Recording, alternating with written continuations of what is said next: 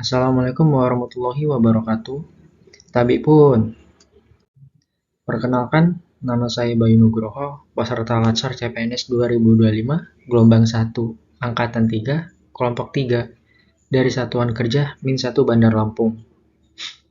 Izinkan saya untuk berbagi pengalaman belajar sinkronus dan asinkronus bersama Ibu Dr. Haji Irma Jana Pabulo, MPD, mengenai pembelajaran agenda 1 tentang sikap perilaku bela negara. Di agenda 1, sikap perilaku bela negara, saya mempelajari tentang wawasan kebangsaan, analisis isu kontemporer, dan juga kesiapsiagaan bela negara.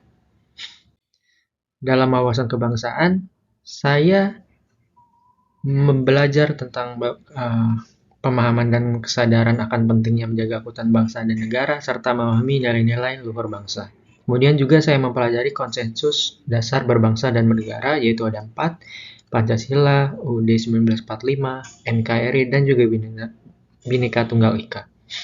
Dan ada pun juga saya belajar nilai-nilai dasar bela negara, di antara cinta tanah air, sadar berbangsa dan bernegara, setia kepada Pancasila sebagai ideologi negara, rela berkorban untuk bangsa dan negara, dan mempunyai kemampuan awal bela negara. Kemudian, di analisis isu kontemporer, saya belajar mengenai isu-isu strategis kontemporer diantaranya yaitu korupsi, narkoba, teroris, radikalisme, money laundering, proxy war, dan juga kejahatan mass communication atau cyber hack ataupun hoax.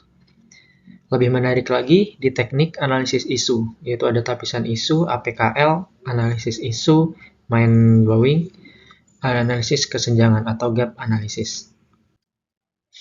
Dan yang terakhir, masuk ke kesiapsiagaan bela negara, yaitu kesadaran yang kesiapan untuk menghadapi berbagai ancaman dan tantangan yang dapat membahayakan keutuhan dan keselamatan bangsa negara. Dan di antara kemampuan awal bela negara, ada kesehatan jasmani dan mental, disiapkan juga untuk kesiapsiagaan jasmani dan mental, etika, etiket, dan moral. Pembelajaran sinkronis ini menurut saya sangat menyenangkan dan berkesan di mana selama pembelajaran menggunakan metode feedback atau tanya jawab yang melibatkan interaksi antara mentor dan para peserta yang dituntut untuk berperan aktif selama pembelajaran. Selain kami dapat banyak ilmu dan pengetahuan baru, tentu menguatkan motivasi kami sebagai CPNS untuk terus belajar dan memperbaiki diri. Terlebih lagi dalam bahasan isu-isu kontemporer, sedikit dibahas juga tentang pengambilan isu dengan berbagai teknik atau cara seperti tapisan isu, APKL tadi yang sudah saya sebutkan, dan juga gap analysis. Pengalaman saya dalam pembelajaran asinkronus adalah tergantung dengan kemandirian setiap peserta Latsar CPNS. Saya membaca dan mencoba memahami isu-isu kontemporer dan teknik analisis isu seperti tapisan isu, analisis isu, dan analisis kesenjangan atau gap analysis.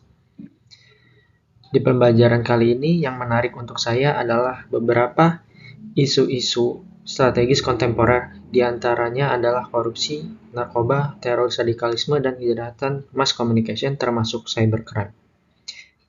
Yang menurut saya di saat sekarang ini masih seringkali terjadi di tanah air dan belum mendapat solusi yang jelas. Demikian pengalaman yang bisa saya bagikan di agenda 1, pembelajaran e-learning sinkronus dan asinkronus. Kurang lebihnya saya mohon maaf. Saya akhiri. Wassalamualaikum warahmatullahi wabarakatuh.